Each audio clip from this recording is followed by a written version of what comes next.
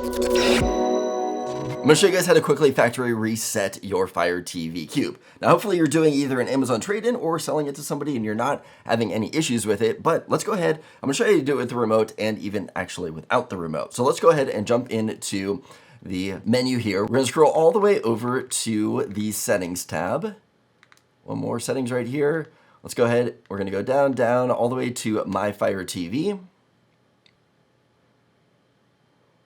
Boy, this thing is slow. And then we are going to click on reset to factory default. So this is going to go ahead and reset it to factory default.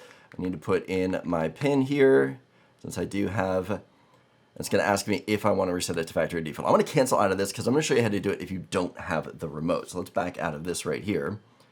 We're going to go back to our main menu. Okay, so now if you do not have the remote, to go ahead and do a factory reset, we're just going to hit these two buttons right here. Hold these down for about 45 seconds, and then it should pop up on the screen for it to do a factory reset.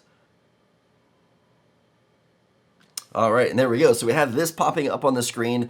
Obviously, you don't have the remote in this situation. It is going to automatically, when that timer runs out, it is going to go ahead and finish up with the factory reset. It's going to automatically click on OK, so you don't have to worry about that. Let's see it here. Boom, and there it goes. It's doing the factory reset right now, so I can go ahead and either give this away, set it up somewhere. I'm doing a trade-in because I am upgrading it to the new Fire Cube, and yeah, you're good to go. If you're having an issue with your Fire TV, anything, cube, stick, whatever it is, and it's running slow, I did do a video on how to increase those speeds by turning a lot of the features off. These are things for Amazon tracking what you're doing, data usage, things like that. I definitely recommend checking that video out. Hopefully this video helped. I'll see you in the next one.